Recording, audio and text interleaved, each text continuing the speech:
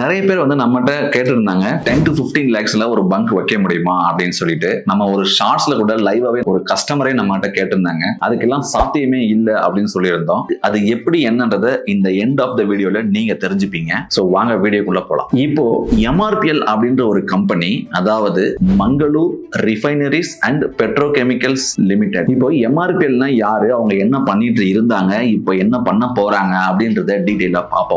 MRPL அப்படின்ற ஒரு company 1988 March 7ஆம் தேதி இந்துஸ்தான் பெட்ரோலியம் கார்பரேஷன் லிமிடெட், அதாவது HPCL அப்படின்ற ஒரு கம்பெனியும் ஆதித்யா பிர்லா அவங்களோட சப் கம்பெனி IRIL அப்படின்ற ஒரு கம்பெனியும் சேர்ந்து 1988 உருவாக்கின கம்பெனி தான் MRPL. அவங்க உருவாக்கின காலகட்டத்தில் பாத்தீங்கன்னா அவங்களுடைய மேஜர் வேலை என்னன்னு பாத்தீங்கன்னா குரூட் ஆயிலை இம்போர்ட் பண்ணி பெட்ரோலாவும் டீசலாவும் மற்றும் ஏவியேஷன் ஃபியூலா அதை கன்வெர்ட் பண்ணி சில சப் ப்ராடக்ட்டை ரீடெயிலர்ஸுக்கு சப்ளை பண்றதா இவங்களுடைய மேஜர் வேலையா இருந்தது. இப்படி குறைந்த அளவுல தான் இவங்க பண்ணிட்டு இருந்தாங்க. இவங்களுடைய மெயின் லொகேஷன் பாத்தீங்கன்னா கர்நாடக மாநிலத்துல மங்களூர் அப்படின்ற இடத்துல தான் இவங்க ஃபர்ஸ்ட் ஸ்டார்ட் பண்ணாங்க. இதுக்கு அப்புறமா பாத்தீங்கன்னா 1988 இருந்து 1999 வரைக்கும் குறைந்த அளவுல ப்ரொடக்ஷனை பண்ணி சப்ளை பண்ணிட்டு இருந்தாங்க. அதுக்கு பிறகு சில கிரைசிஸ் ஃபேஸ் பண்ணதுக்கு அப்புறமா 2003 வந்து பாத்தீங்கன்னா மார்ச்ல ONGC மேஜர் இன்வெஸ்டரா உள்ள வராங்க.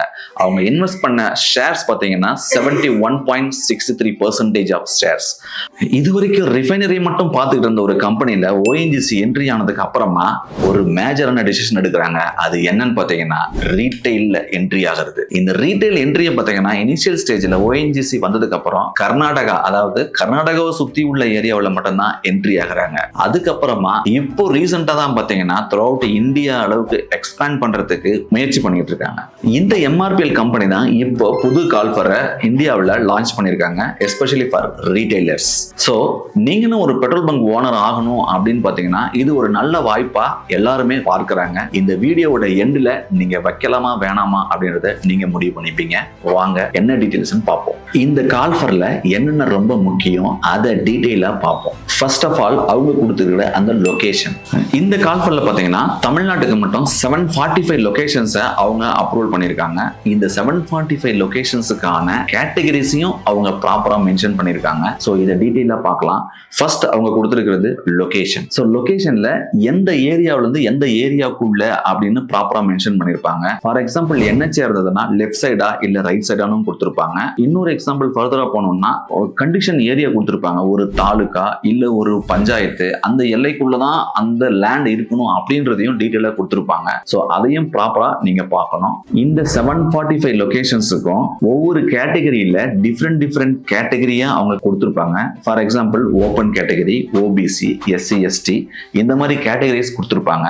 அதுக்கப்புறம் பாத்தீங்கன்னா ஒரு டிஸ்ட்ரிக்ட் இத்தனை அவுட்லெட் தான் அப்படின்னு கொடுத்திருப்பாங்க. அந்த டிஸ்ட்ரிக்ட்ல எந்த தாலுகா, எந்த பஞ்சாயத்து, எந்த ஏரியா, அதே மாதிரி ரோட் மேப் பாத்தீங்கன்னா அது ஸ்டேட் வேவா இருந்தாலும் சரி, ஹைவேவா இருந்தாலும் சரி. இப்போ ஸ்டேட் ஹைவே அப்படின்னு பாத்தீங்கன்னா லெஃப்ட் ஹேண்ட் சைடு இல்ல ரைட் ஹேண்ட் சைடு அப்படின்னு கொடுத்திருப்பாங்க.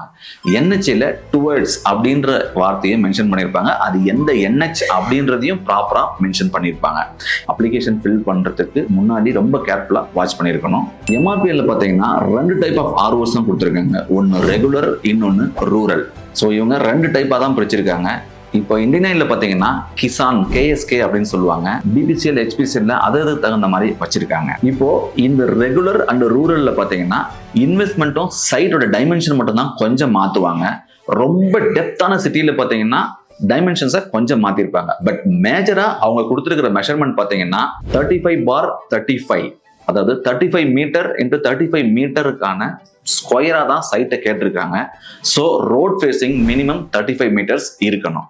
அதுக்கு மேல கொடுக்கலாம், அது உங்க விருப்பம். சோ அவங்க கேட்கிற டோட்டல் ஏரியா பாத்தீங்கன்னா 1225 ஸ்கொயர் மீட்டர்ஸ். இந்த ஏரியாவை தான் அவங்க பெட்ரோல் பங்க் அமைக்கிறதுக்கான இடமா அவங்க கேட்டிருக்காங்க. இப்போ மத்த OMCல பாத்தீங்கன்னா A சைட், B சைட் அப்படின்னு சொல்லியிருப்போம். பட் இவங்க டைப் ஆஃப் சைட்டை எப்படி சொல்றாங்கன்னா டூ, அதாவது DO சைட்டாவும் இல்ல அப்படின்னா CFS சைட்டாவும் இவங்க கேட்டிருக்காங்க. இப்போ நம்ம எந்த ஏரியா, அதாவது லொகேஷன் என்னன்னு பார்த்தாச்சு, எந்த டிஸ்ட்ரிக்ட்னு பார்த்தாச்சு, என்ன கேட்டகரி கேட்டகரின்னு பார்த்தாச்சு, என்ன டைப் ஆஃப் ஆர்ஓன்னு பார்த்தாச்சு. இப்போ ஒவ்வொரு டைப் ஆஃப் ஆர்ஓக்கும் ஒவ்வொரு கேட்டகரி வைஸ் எவ்வளவு இன்வெஸ்ட்மெண்ட் ஆகும். ஃபார் எக்ஸாம்பிள், இவங்க 4 டைப் ஆஃப் ஃபண்டிங்ஸ் கொடுத்திருக்காங்க. இதுல ஃபர்ஸ்ட் பாத்தீங்கன்னா ஒர்க்கிங் கேபிட்டல், அதாவது பங்க் ஆரம்பிச்சதுக்கு அப்புறமா நீங்க எவ்வளவு கேபிட்டல் வச்சு ஒர்க் பண்ணணும் அப்படின்றது.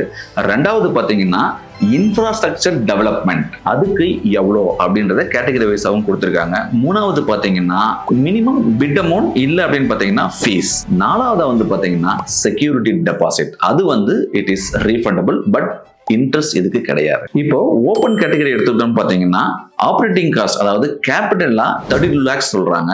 அதே மாதிரி இன்ஃப்ராஸ்ட்ரக்சர் டெவலப்மெண்ட்டுக்கு 1.2 crore சொல்றாங்க. அதே போல பிக்ஸ்டு ஃபீஸ் அது வந்து 15 lakhs சொல்றாங்க. செக்யூரிட்டி டெபாசிட் 5 lakhs சொல்றாங்க. ஸோ டோட்டல் பண்ணி பார்த்தீங்கன்னா 1.72 crore ஒரு பெட்ரோல் பங்க் வைக்கிறதுக்கு ஆகுது. இது ஓப்பன் கேட்டகரிக்கானது. இதுவே ஓபிசிக்குன்னு பார்த்தீங்கன்னா கேபிட்டல், அதாவது ஆப்ரேட்டிங் காஸ்ட் எவ்வளோ ஆகும்னு பார்த்தீங்கன்னா 24 lakhs சொல்லியிருக்காங்க. ஆனால் இன்ஃப்ராஸ்ட்ரக்சருக்கு அதே 1.2 crore தான். பிக்ஸ்டு ஃபீஸ் அதே 15 lakhs தான். செக்யூரிட்டி டெபாசிட் அதே 5 lakhs தான் சொல்லியிருக்காங்க. ஸோ டோட்டலா 1.63 crores ஆகுது ஓபிசி கேட்டகரிக்கு மட்டும். இதே எஸ்சி கேட்டகரிக்கு பார்த்தீங்கன்னா ஆப்ரேட்டிங் காஸ்ட் எதுவும் தேவையில்லை அப்படின்ற மாதிரி போட்டிருக்காங்க. அதே போல இன்ஃப்ராஸ்ட்ரக்சர் டெவலப்மெண்ட்டும் எதுவும் இல்லைன்னு சொல்லி போட்டிருக்காங்க. அதே மாதிரி பிக்ஸ்டு ஃபீஸும் எதுவும் இல்லை அப்படின்னு சொல்லி தான் போட்டிருக்காங்க. பட் செக்யூரிட்டி டெபாசிட் 3 lakhs தான் போட்டிருக்காங்க. பட் அந்த எஸ்சி கேட்டகரி அந்த ஆர்ஓடைய டெவலப்மெண்ட் மட்டும் இவங்க சிஎஃப்எஸ் சைட் அப்படின்னு சொல்லி அந்த டைப் ஆஃப் சைட்ல மென்ஷன் பண்ணி வச்சிருக்காங்க. எஸ்சி எஸ்டி கேட்டகரின்னு பாத்தீங்கன்னா இவங்க சிஎஃப்எஸ் சைட், அதாவது டைப் ஆஃப் சைட்டை சிஎஃப்எஸ் சைட்னு பிரிச்சு வச்சிருக்காங்க. மற்ற எல்லாமே டூடு சைட்டை தான் வச்சிருக்காங்க. ஸோ எஸ்சி எஸ்டி கேட்டகரிக்கு ஜஸ்ட் 3 lakhs செக்யூரிட்டி டெபாசிட் மட்டும் போட்டா போதும் அப்படின்ற கண்டிஷன் தான் அட் ப்ரெசென்ட் கொடுத்துருக்காங்க. பட் ஃபியூச்சர்ல அவங்க எப்படி வேணாலும் மாத்தலாம், இல்ல மாத்தாம கூட இருக்கலாம். Let's wait. ஸோ இந்த லொகேஷனுக்கு நீங்க அப்ளை பண்ணணும்னா அப்ளிகேஷன் ஃபீஸ் பண்ணி தான் பண்ண முடியும்.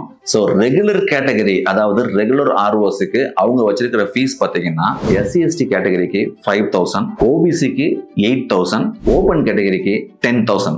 இதுவே ரூரல் கேட்டகரி பங்க்ஸ் அப்படின்னு பார்த்தீங்கன்னா எஸ்சி எஸ்டிக்கு 2,500, ஓபிசிக்கு 4,000, ஓபன் கேட்டகரிக்கு 8,000. ஸோ இதுல சில முக்கியமான டேர்ம்ஸ் அண்ட் கண்டிஷன்ஸ் அவங்க கொடுத்துருக்காங்க.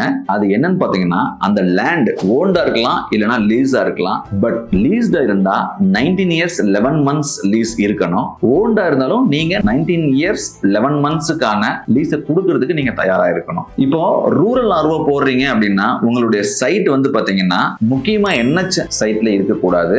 இல்ல அப்படின்னு பாத்தீங்கன்னா ஸ்டேட் ஹைவேலயும் அந்த சைட் லொகேட் ஆகிருக்க கூடாது. அது கண்டிப்பா ரூரல் லொகேஷன்ல மட்டும்தான் இருக்கணும். அதுவும் ரூரல் ரோட்ல தான் இருக்கணும். ரூரல் ரோடுக்கும் நார்மல் ரோடுக்கு என்னன்னா 3.5 மீட்டர்ஸ்க்கு உள்ள இருக்கிறது எல்லாமே ரூரல் ரோட். இது ரொம்ப முக்கியமான பாயிண்ட் என்ன அப்படின்னு பாத்தீங்கன்னா மத்த OMCயை விட MRPL என்ன பண்ணிருக்காங்கன்னு பாத்தீங்கன்னா ஒரு டீலர்ஷிப் அக்ரிமெண்ட் 10 years தான் வேலிடிட்டி அப்படின்னு சொல்லி மென்ஷன் பண்ணிருக்காங்க. ஆஃப்டர் 10 years பாத்தீங்கன்னா எவ்ரி 5 years அந்த டீலர்ஷிப் லைசன்ஸை நீங்க ரெனவல் பண்ண வேண்டி இருக்கும். ஐ ஹோப் நான் மேக்ஸிமம் டீடைல்ஸை உங்களுக்கு சிம்பிளா கொடுத்துட்டேன். இதுக்கும் மேல உங்களுக்கு என்னென்ன டவுட் இருக்கோ அதை நீங்க கமெண்ட்ல சொல்லுங்க. அதை யூடியூப் ஷார்ட்ஸ்லயோ இல்ல இன்ஸ்டாகிராம் வீடியோலயோ ஷார்ட்டா நான் கொடுக்க ட்ரை பண்றேன். மேலும் இந்த மாதிரியான யூஸ்ஃபுல்லான இன்ஃபர்மேஷன் நீங்க தெரிஞ்சுக்கணும் அப்படின்னு பாத்தீங்கன்னா இந்த லைன் ஸ்டார் ராஜசிங்கம் அப்படின்ற சேனலை சப்ஸ்கிரைப் பண்ணிட்டு பெல் ஐகானையும் கிளிக் பண்ணிக்கங்க. இன்ஸ்டாகிராம்லயும் ஃபாலோ பண்ணி வச்சுக்கோங்க. நான் உங்கள் Rajasingham, a voice of a common man.